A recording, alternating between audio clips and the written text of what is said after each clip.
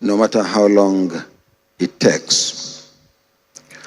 Some of the reasons why we couldn't open the polling units on time are, one, the perennial problem of logistics in spite of our best effort. I think in 2023 we have conquered the challenge of getting election materials to various locations. Yes, there may be complaints here and there, but generally speaking, we have delivered the hundreds of millions of ballot papers and result sheets that we are supposed to deliver for the election. But another contributory factor to the late opening of the polling units is actually the perennial insecurity in the country. For instance, we couldn't deploy early enough to allow in Shiroro local government area of Niger State, bandits launched an attack, not necessarily on INEC officials, but in the area. So on the advice of the security agencies, we tarried a while. But I'm happy to say that we were able to deploy to allow, and voting in that location is ongoing as we speak. Similarly, in Oshimili local government area of Delta State, thugs attacked a polling unit and 2 beavers machines were lost in the process. But again, determined that election must continue, we were able to replace the stolen beavers machines, reinforce security, and voting continued in that location. Similarly, in Safana local government area of Katsina State, thugs attacked one of our voting locations and snatched 6 beavers machines. But again, we were able to recover and use the spare beavers machines and reinforce security for voting to continue in that location. Happily, the security agencies have recovered 3 of the beavers machines, but 3 are still held by the thugs. So in these locations, the target of attack was actually the beavers machines. No longer our ballot papers or ballot boxes is the beavers machines. But in the 2 instances, we were able to recover and continue with the process.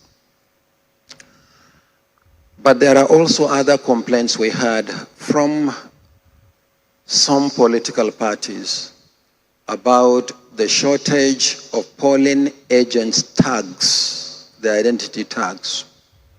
Nigerians may recall that for the first time, we designed a portal and encouraged all political parties, as required by law, to nominate their polling agents. They never interacted with INEC face-to-face. And we harvested over 1.5 million nominations from political parties for agents at polling units level alone, and over 68,000 for collation at ward level, local government level, and the states, and 27 collation agents for the national collation as nominated by the 18 political parties. And we printed those cards and delivered them in the main to the states, where they were collected by the state chairmen of political parties. But not all the parties nominated agents for all the polling units. So we did what we are supposed to do. And if there are issues, then definitely these issues will not be from the commission. But we also realized, and that is why we created the portal, that parties would like to issue agents their own tags bearing only the logos of the party and the word agent written across. In this case, anybody can claim to be the agent of any political party at any level, resulting in some instances commotion during collation, where 2 or more agents will claim to represent a political party. And that's why we created the portal where they uploaded the names of the agents and the description of where they are going to serve as agents, as well as their photographs. And these cards were laminated and delivered to the states. One of the parties drew my attention to a letter. They said in one of the states, they were given a letter by INEC in the absence of the accreditation tags. But our officials at the polling unit level did not recognize those agents because they were not bearing the INEC accredited cards. I requested that gentleman to share a copy of that letter with me. He shared a copy of that letter, and it was clearly issued by his party, not by INEC. And when I drew his attention to it, he immediately deleted the message. So this is the clarification on the issue of agents. And I would still like to advise political parties that as we go into the concluding phase of this election, particularly when we go into collation of results, the Commission will insist that only INEC accredited collation agents will be admitted into the collation centers. Finally, there was an issue raised by some of the political parties, particularly at the polling unit level this morning. They said that in some instances, the logos of the political parties were on the ballot papers, but the acronyms of the political parties were not on the result sheets. I need to provide this important clarification. The process of producing the result sheets is more complicated than the production of the ballot paper. For result sheets at polling unit level, they are polling unit specific, and they are in several carbonized copies that the Commission will retain the top copies, the first 2 top copies, and then give each polling agent at polling unit level a copy, and 1 copy goes to the police. The process of producing the result sheet is a lot more complicated than the production of the ballot papers. So what we did on the result sheets was to provide 2 additional blank rows. And the purpose of these 2 additional blank rows is to accommodate any political party that we may be compelled to accommodate on the ballot paper by 11th hour judicial pronouncement. So those 2 additional rows are supposed to take care of that eventuality. So where you have a party on the ballot, but the logo is not on any of the result sheets, this can actually be added to the result sheets, for which rows have been provided accordingly. And the presiding officers and the collation agents are authorized to accept and certify and stamp the insertion of political parties where this situation arises.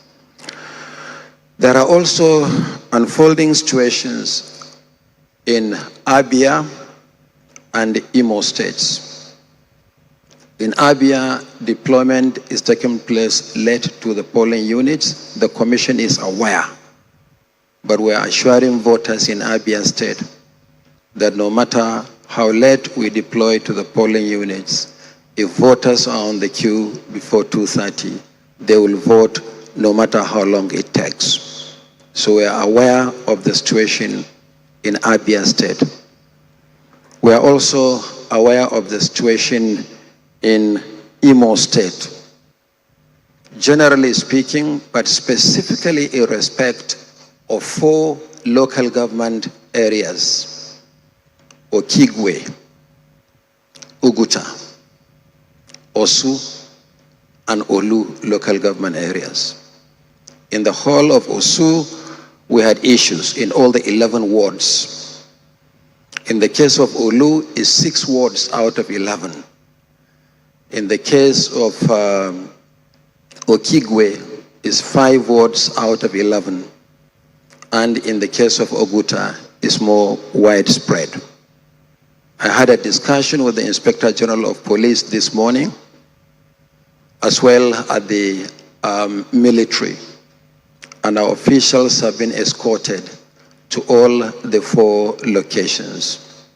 I take it that voting would have commenced in some of these difficult places, but if it doesn't, then I want to assure voters in those locations that election will hold and they will not be disenfranchised.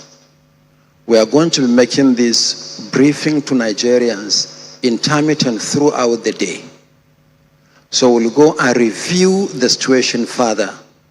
I hope in the next, what's the time now, Festus? Almost 1:30. Should we say 4:30?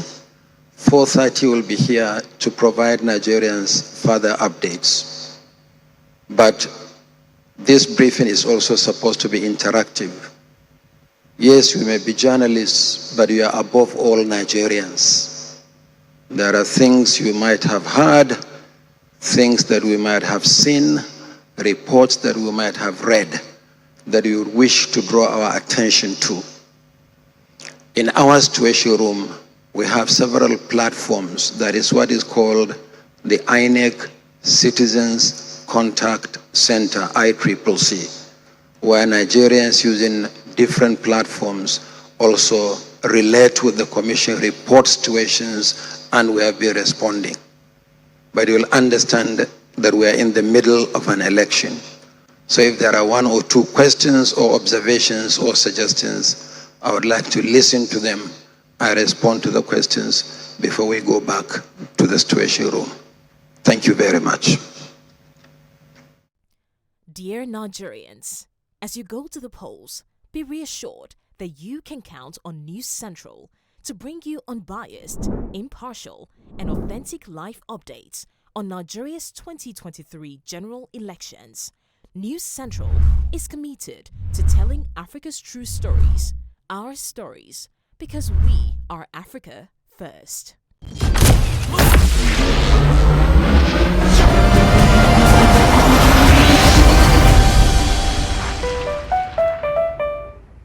Join us this Saturday and Sunday starting from 6 a.m. on The Ballot Nigeria as News Central brings you live coverage of Nigeria's 2023 general elections. Our team of anchors will keep you up to speed and informed with the February 25th presidential and National Assembly polls. We've got round-the-clock coverage with our correspondents reporting live from across Nigeria.